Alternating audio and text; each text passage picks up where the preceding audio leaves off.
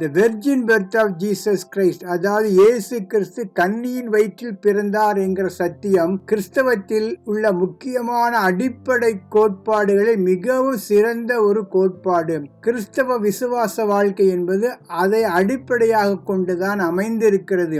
ஏனென்றால் வேறு எந்த மதத்தில் சொல்லப்படாத ஒரு காரியத்தை திருத்துவத்தினுடைய இரண்டாவது நபராய குமாரனாகிய தேவன் கன்னியின் வயிற்றில் பிறந்தார் என்ற சத்தியம் வேறு எந்த மதத்திலும் காணப்படவில்லை.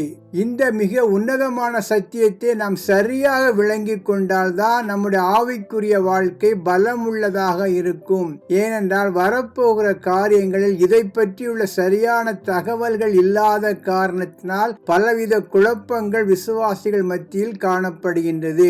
நமது இரட்சகராய இயேசு கிறிஸ்துவின் நாமத்தில் உங்களுக்கு என்னுடைய அன்பின் வாழ்த்துக்கள். உங்கள் சிந்தனைக்கு என்கிற என்னுடைய வேத தியான செய்திகளை கிரமமாக கேட்டு வர உங்களுக்கு என்னுடைய நன்றியை தெரிவித்துக் கொள்கிறேன். இந்த செய்திகள் உங்களுக்கு பிடித்திருக்கும் என்றால், உங்களுக்கு மிகவும் பயனுள்ளதாக இருக்கும் என்று நீங்கள் கருதினால், இந்த செய்திகளை மற்றவர்களுக்கு அறிமுகம் செய்து வைக்கும்படியாக உங்களை அன்போடு கேட்டுக்கொள்கிறேன். இந்த ஊழியத்தை நீங்கள் ஆதரிக்கும்படியாகவும் உங்களை அன்போடு கேட்டுக்கொள்கிறேன். இன்றைய நாளில் நாம் தியானிக்கக்கூடிய கருப்பொருள், அது வேத தியானம் எதை பற்றியது என்றால், ஆண்டவராய இயேசு கிறிஸ்து ஏன் மேரியின் வயிற்றில் பிறந்தார் என்பதை குறித்து சற்று சுருக்கமாக பார்க்கலாம். The virgin birth of Jesus Christ.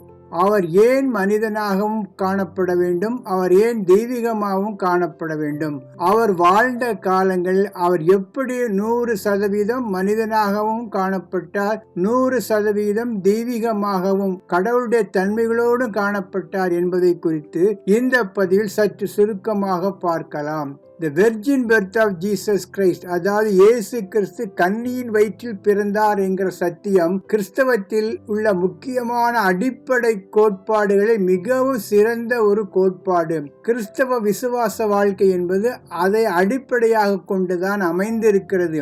ஏனென்றால் வேறு எந்த மதத்தில் சொல்லப்படாத ஒரு காரியத்தை திருத்துவத்தினுடைய இரண்டாவது நபராய குமாரனாகிய தேவன் கன்னியின் வயிற்றில் பிறந்தார் என்ற சத்தியம் வேறு எந்த மதத்திலும் காணப்படவில்லை. இந்த மிக உன்னதமான சத்தியத்தை நாம் சரியாக விளங்கி கொண்டால்தான் நம்முடைய ஆவிக்குரிய வாழ்க்கை பலம் உள்ளதாக இருக்கும். ஏனென்றால் வரப்போகிற காரியங்களில் இதை பற்றியுள்ள சரியான தகவல்கள் இல்லாத காரணத்தினால் பலவித குழப்பங்கள் விசுவாசிகள் மத்தியில் காணப்படுகின்றது. எனவே இந்த பதில் சற்று சுருக்கமாக அவர் ஏன் மனிதனாகவும் தெய்வீகமாகவும் காணப்பட வேண்டும் என்பதை பற்றி இப்பொழுது பார்க்கலாம். அதற்கு முன்பாக இந்த வெர்ஜின் பர்த்தை பற்றியுள்ள சில முக்கியமான காரியங்கள். ஆண்டவராய் இயேசு கிறிஸ்து கன்னியின் வயிற்றில் ஸ்திரியின் வித்தாக பிறப்பார் என்பதை பற்றியதான வாக்கு தத்தம் ஏதேன் தோட்டத்திலேயே கடவுள் சாத்தானை நோக்கி சொல்லிவிட்டார். உன் வித்துக்கும் ஸ்திரியின் வித்துக்கும் பகையை உண்டாக்குவேன், ஸ்திரியின் வித்து உன் தலையை நசுக்குவார் என்கிற மிகப்பெரிய தீர்க்க தரிசனம் 4000 ஆண்டுகளுக்கு பிறகுதான் இந்த உலகத்தில் நிறைவேறியது. ஒரு ஆண்டு அல்ல, ஈராண்டு அல்ல. சாத்தானுக்கு கொடுக்கப்பட்ட அந்த எச்சரிக்கை 4000 ஆண்டுகளுக்கு பிறகுதான் இயேசு கிறிஸ்து இந்த உலகத்தில் மனிதனாக பிறந்த போது நிறைவேறியது. அந்த அளவுக்கு கடவுள் ஏற்ற நேரத்தில் அந்த காரியத்தை நிறைவேற்றினார். ஆதியாகமம் 3:15 பார்க்கும் பொழுது இது தெளிவாக தெரியும். உனக்கும் ஸ்திரீக்கும் உன் வித்துக்கும் அவள் வித்துக்கும் பகை உண்டாக்குவேன், அவர் உன் தலையை நசுக்குவார், நீ அவர் குதிங்காலை நசுக்குவாய் என்றார். இதைத்தான் பின்னாளில் பவுல் என்ன சொல்கிறார் என்றால், கலாத்திய சபைக்கு எழுதின கடிதத்தில் 4வது அதிகாரம் 4-5 போன்ற வசனங்களில் இதை பற்றி அவர் ஒரு மிகப்பெரிய சத்தியத்தை ஒன்று எழுதுகிறார். என்னவென்றால், காலம் நிறைவேறின பொழுது இறைவன் தன்னுடைய குமாரனை மோசேயின் சட்டத்துக்கு கீழ்ப்பட்டவராய் ஒரு பெண்ணிடத்தில் பிறந்தவராய் அவரை அனுப்பினார் என்று ஒரு புதிதான ஒரு டெர்மினாலஜி யூஸ் பண்ணுகிறார். பெண்ணிடத்தில் பிறந்த அவரை அனுப்பினார் என்று சொல்லப்பட்டிருக்கிறது. அப்படி என்றால் இந்த பெண்ணிடத்தில் பிறந்த ஒரு காரியம் என்பது மிகவும் ஒரு முக்கியமான காரியம். இந்த வெர்ஜின் பர்த்தை நாம் ஏற்றுக்கொள்ள வேண்டும், ஆராதிக்க வேண்டும். அதில் சொல்லப்பட்ட காரியங்களை நாம் ரெஸ்பெக்ட் கொடுத்து அதை மதிக்க வேண்டும்.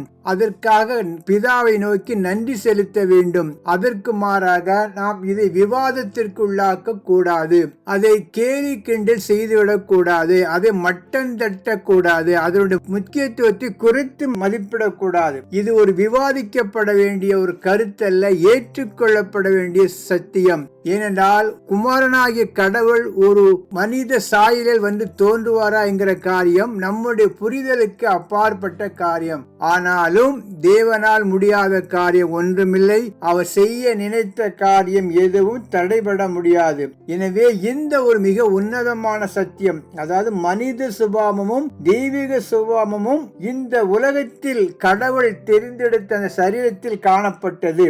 இது ஒரு முக்கியமான சத்தியம். அதாவது அவர் மனித சரீரத்தில் தன்னை இணைத்துக் கொள்ளவில்லை, அதற்கு மாறாக அவர் மனிதனாகவே பிறந்தார். இதுதான் முக்கியமான சத்தியம். ஒரு சரீரத்துக்குள் அப்படியே தேவன் இறங்கி விடவில்லை, அவரே மனிதனாக பிறந்தார். எனவே கடவுளும் மனிதனும் பிறந்த ஒரு நபராகத்தான் இயேசு கிறிஸ்து காணப்பட்டார். ஒரே நபர், ஆனால் அந்த நபரிடத்தில் தெய்வீக சுபாவம் 100%, மனித சுபாவங்கள் 100% இணைந்து காணப்பட்ட ஒரு நபராக அவர் காணப்பட்டார். இரண்டு மிக்ஸ் ஆகி உள்ள ஒரு கலவை அல்ல, இரண்டும் தனித்தனியே இயேசு கிறிஸ்துவுடன் காணப்பட்ட ஒரு காரியம். இது நம்மால் புரிந்து கொள்ள முடியாத ஒரு மிகப்பெரிய சத்தியம் என்று வேத அறிஞர்கள் கூறுகிறார்கள்.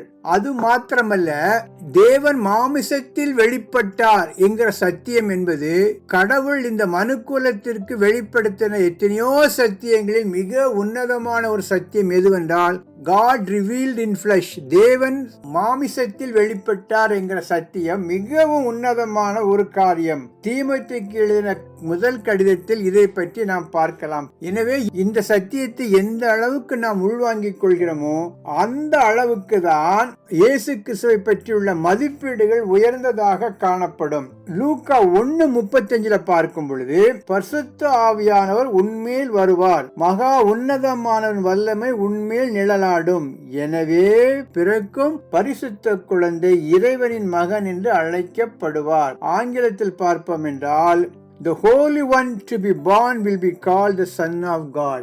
எனவே இந்த ஒரு காரியத்தை அது பரிசுத்தமானதாக காணப்படுகின்றது, அது இறைவனின் மகனாக காணப்படுகின்றது. எனவே இந்த இறைவனின் மகனாக அவரிடத்தில் காணப்பட்ட சுபாவங்கள் 100% எப்படி தெய்வீகமாகவும் எப்படி மனிதனாகவும் இருந்ததை பற்றி பார்ப்போம். அதற்கு முன்பாக இன்னொரு காரியத்தையும் நாம் யோசிக்க வேண்டும். இயேசு கிறிஸ்து ஏன் கன்னியின் வயிற்றில் பிறக்க வேண்டும்?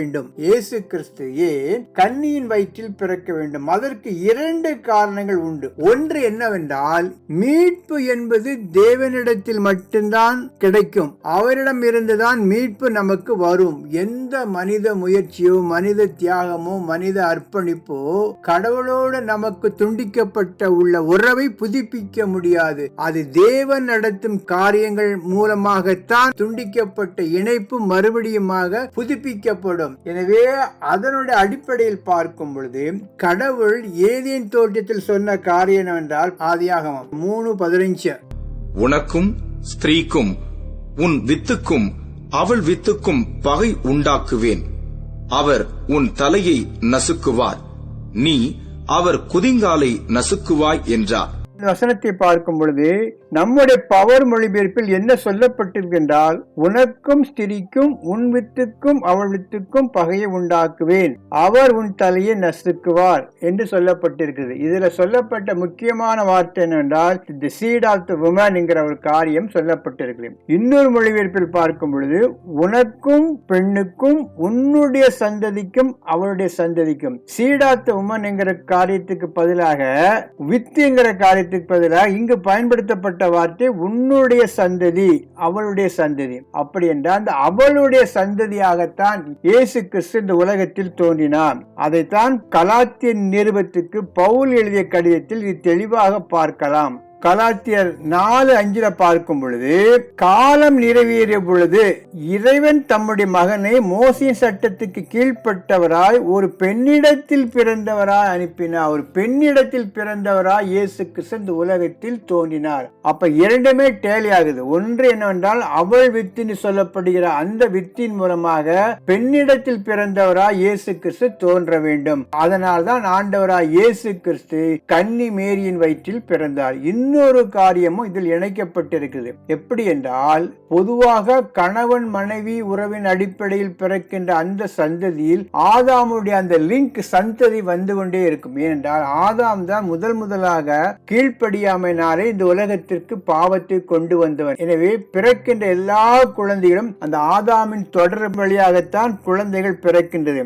ஆனால் ஆண்டவராய் இயேசு கிறிஸ்து பிறக்கும் பொழுது மேரியுடைய வயிற்றில் பரிசுத்த ஆவியானவர் நிழலாடி பரிசுத்த ஆவியானவரால் மேரி கற்பந்தரிக்கப்பட்டு அதனுடைய விளைவாக இயேசு கிறிஸ்து பிறந்தார். எனவே ஆதாமுடைய சந்ததி லிங்க் வந்து டிஸ்டர்ப்ட் ஆகி அந்த லிங்க் தொடர்பு அறுபட்டு அந்த தொடர்புல பரிசுத்த ஆவியானவர் மூலமாக கொடுக்கப்பட்ட அந்த இணைப்பின் மூலமாக ஆண்டவராய் இயேசு கிறிஸ்து இந்த உலகத்தில் பிறந்தார்.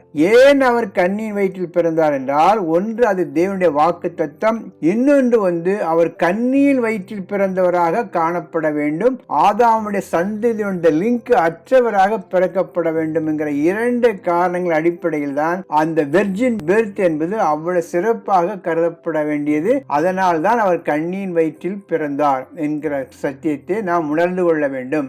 எனவே இயேசு கிறிஸ்து கன்னியின் வயிற்றில் பிறந்தார் என்கிற சத்தியம் மிகவும் மதிப்பு கொடுக்க வேண்டிய ஒரு சத்தியம். அந்த சத்தியத்தை விட்டு நாம் ஒரு நாளும் விலகி போய்விடக் கூடாது. அடுத்ததாக சில முக்கியமான கருத்துக்கள். ஆண்டவராய் இயேசு கிறிஸ்து கன்னியின் வயிற்றில் பிறப்பார் என்கிற சத்தியம் என்கிற வாக்குத்தத்தம் சாத்தானுக்கு உரைக்கப்பட்டு 4000 ஆண்டுகளுக்கு பிறகுதான் ஏற்ற நேரத்தில் அதை தேவன் நிறைவேற்றினார். அதுபோலதான் இயேசு கிறிஸ்து திரும்ப வருவார் என்கிற ஒரு வாக்குத்தத்தம், ஒரு சத்தியம் ஏற்ற நேரத்தில் அவர் நிறைவேற்றுவார். அதை எந்த விதமான கால கெடுவுக்குள் வைத்து நாம் உறுதிப்படுத்த கூடாது. அவர் வருவதற்கு எவ்வளவு ஆண்டுகள் ஆகுமோ நமக்கு தெரியாது. எனவே அதுவரை பொறுத்திருக்க வேண்டும். எனவே மனித யூகங்களின் அடிப்படையில் இயேசு கிறிஸ்து 2வது வருகையை நாம் நிர்ணயம் செய்துவிடக் கூடாது. பிறப்பதற்கு 4000 ஆண்டுகள் வருவது போல அவர் திரும்பவும் வருவதற்கு எவ்வளவு ஆண்டுகள் ஆகுமோ நமக்கு தெரியாது. ஆனாலும் அவர் வருகைக்காக காத்திருக்க வேண்டும் என்கிற சத்தியம் மட்டுமே நாம் மிகவும் வலியுறுத்தி போதிக்க வேண்டிய காரியம். வரப்போகிற அடுத்த பதிவில் இயேசு கிறிஸ்து தான் வாழ்ந்த நாட்களில் எப்படி 100% மனிதனாகவும் 100% தெய்வீகமாகவும் இருந்தார் என்பதை பற்றியுள்ள காரியங்களை நாம் தியானிப்போம். அதை கட்டாயம் கேளுங்கள். கர்த்தர் உங்களை ஆசீர்வதிப்பாராக. ஆமென். இந்த சத்தியங்கள் உங்களுக்கு பிடித்திருக்கும் என்றால் லைக் பண்ணுங்க. இந்த ஊழியத்திற்காக ஜெபித்து ஆதரிக்கும்படியாக உங்களை அன்போடு கேட்டுக்கொள்கிறேன். கர்த்தர் தாமே மகிமைப்படுவாராக. ஆமென்.